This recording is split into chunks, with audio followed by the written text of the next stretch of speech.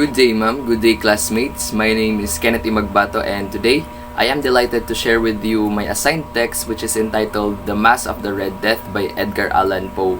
But before we dive into the text itself, let us first get to know who Edgar Allan Poe is. So, who is Edgar Allan Poe? Edgar Allan Poe was born on January 19, 1809 and died on October 7, 1849. He is an American writer, poet, author, editor, and literary critic who is best known for his poetry and short stories, particularly his tales of mystery and the macabre. He is widely regarded as the central figure of Romanticism and Gothic fiction in the United States and of American literature. Poe was one of the country's earliest practitioners of the short story and is considered the inventor of the detective fiction genre, as well as significant contributor to the emerging genre of science fiction. He is the first well-known American writer to earn a living through writing alone, resulting in a financially difficult life and career. Now, here are some of the notable works of Edgar Allan Poe. First, we have The Raven. The second is The Fall of the House Usher. The third is The Telltale Heart. Number 4 is The Murders in the Rue Morgue. The fourth is The Pit and the Pendulum. And the last one is The Mask of the Red Death, which we will talk about later on. Now, let us discuss Edgar Allan Poe's purpose for writing The Mask of the Red Death. Most critics and readers can only assume why an author constructs a specific text. Only those with texts in which an author details exactly why the text was written offers any real explanation. Outside of that, people can only assume why the text was written based upon their own personal interpretations and justifications. As for Edgar Allan Poe's short story The Mask of the Red Death, readers who possess knowledge of Poe's dark and depressing past can imagine the reasoning behind his construction of the text. Poe lost 3 women who were very important to him due to tuberculosis, and his ability to create dark and horror-filled text backed with his personal knowledge of the disease could easily lead one to decide that Masked was an attempt to describe the horrible effects which tuberculosis had upon its host. Given that tuberculosis was one of the main killers of the 18th and 19th century, Poe was both publicly and personally surrounded by it. Outside of that, Poe could have chosen to write the story simply based upon the fear people had after contracting the disease and the alienation and the isolation which was found when people were found to have tuberculosis. In the end, Poe was a master storyteller. His tales of horror and murder were renowned. The fact that he chose to construct a tale out of a disease running rampant in a Western world simply could have been to simply scare or to educate. In reality, no one will really ever know. Alright, so let us then proceed to the theme of the story. The unavoidability of death is the central theme of The Mask of the Red Death. Notably, death comes for Prospero and all his guests in the symbolic prime of their life at a party. This suggests that we would never know when death is coming for us and that our inane or excessive lifestyles will inevitably be punished or even cost our death. Death's inevitability is characterized several ways in the story. Most profoundly, it is personified through the figure of the Red Death itself. It is also illustrated through the design of the masquerade, which is decked with symbols that allude to both time and death. The 7 rooms, one for each day of the week, are styled in colors that suggest stages of life, such as blue for birth and black for death. The locations of the rooms, which are positioned from east to west, aligns with the sun's daily journey through the sky, which suggests that the passage of time, with sunrise representing birth and sunset signifying death. That the sun makes this journey every day without fail further implies inevitability. Okay, so this time, let us proceed with the story's summary.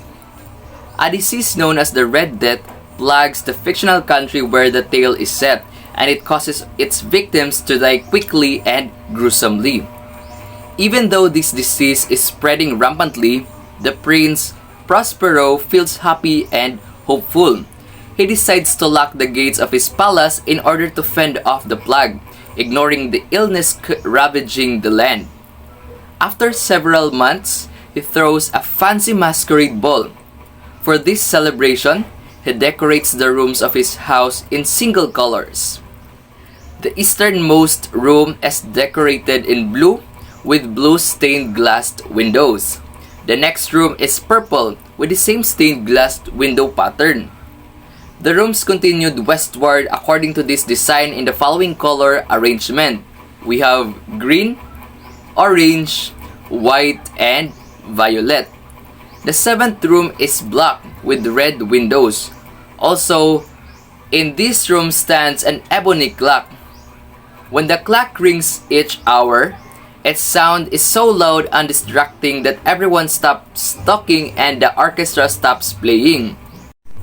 When the clock is not sounding, though the rooms are so beautiful and strange that they seem to be filled with dreams swirling among the revelers, most guests, however, avoid the final black and red room because it contains both the clock and the ominous ambience. At midnight, a new guest appears, dressed more ghoulishly than his counterparts. His mask looks like the face of a corpse, his garments resemble a funeral shroud, and his face reveals spots of blood suggesting that he is a victim of the Red Death.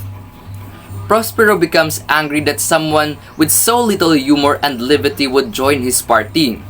The other guests, however, are so afraid of this masked man that they fail to prevent him from walking through each room.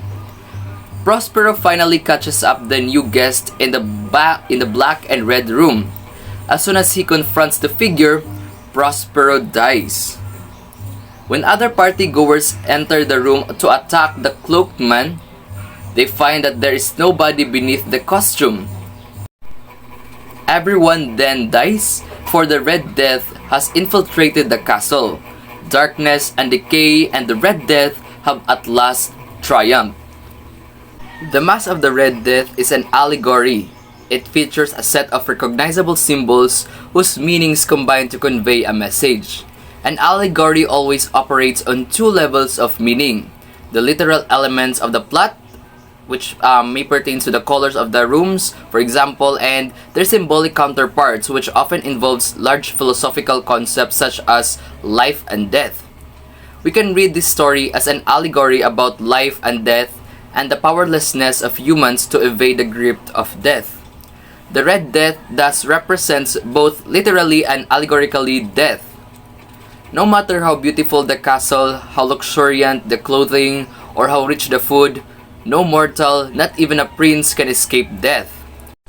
In another sense, though the story also means to punish Prospero's arrogant belief that he can use his wealth to fend off the natural, tragic progress of life, Prospero's arrogance combines with a grievous insensitivity to the plight of his less fortunate countrymen. Although he possesses the wealth to assist those in need, he turns his wealth into a mode of self-defense and a decadent self-indulgence. His decadence in throwing the masquerade ball, however, unwittingly positions him as a caged animal with no possible escape. The rooms of the palace, lined up in a series, allegorically represents the stages of life. Poe makes it a point to arrange the rooms running from east to west. This progression is symbolically significant because it represents the life cycle of a day. The sun rises at the east and sets in the west, with the night symbolizing death. What transforms this set of symbols into an allegory, however, is the further symbolic treatment of the 24-hour life cycle. It translates to the realm of human beings. This progression from east to west, performed by both Prospero and the mysterious guest, symbolizes the human journey from birth to death. Poe crafts the last black room as the ominous endpoint, the room that the guests fear just as they fear death. The clock that presides over that room also reminds the guest of death's final judgment. The hourly ringing of the bells is a reminder of the passing of time, inexorable and ultimately personal. As in many Poe stories, the use of names contributes to the symbolic economic context of the story and suggests another set of allegorical interpretations. For example, Prospero, whose name suggests financial prosperity, exploits his own wealth to stave off the infiltration of the Red Death. His retreat to the protection of an aristocratic palace may also allegorize a type of economic system that Poe suggests is doomed to failure. In the hierarchical relationship between Prospero and the peasantry, Poe portrays the unfairness of a feudal system where wealth lies in the hands of the aristocracy while the peasantry suffers. This use of feudal imagery is historically accurate, in that feudalism was prevalent when the actual bubonic plague devastated Europe in the 14th century. The Red Death then embodies a type of radical egalitarianism or monetary equality because it attacks the rich and poor alike. The portrayal of the masquerade ball foreshadows the similar setting of the carnival in the cast of Amontillado, which appeared less than a year after the Mass of the Red Death.